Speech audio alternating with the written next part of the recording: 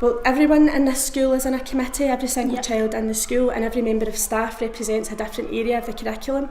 So Christine had asked me to be responsible for the Growth Mindset Committee.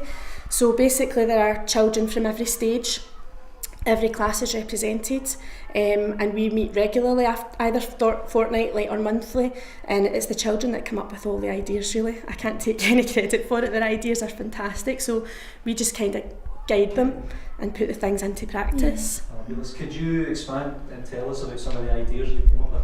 Yeah, well, the committee have come up with ideas for homework challenges, where every so often something's introduced and the teachers put it in as a challenge. So for example, when the puppets were introduced, that Catherine will tell you more about in a wee minute, the committee decided that the whole school should decide what part of growth mindset they should represent, and there was a wee challenge for them to come up with names for the puppets, and the children that chose the best names were rewarded.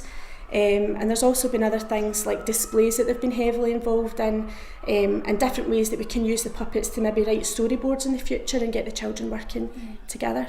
So that's just some of the ideas, but I'm sure that the committee will be able to tell you many more. So you kind of touched on it there, but why is the pupil committee so helpful to make the growth mindset real in your school, and how did it help the whole process?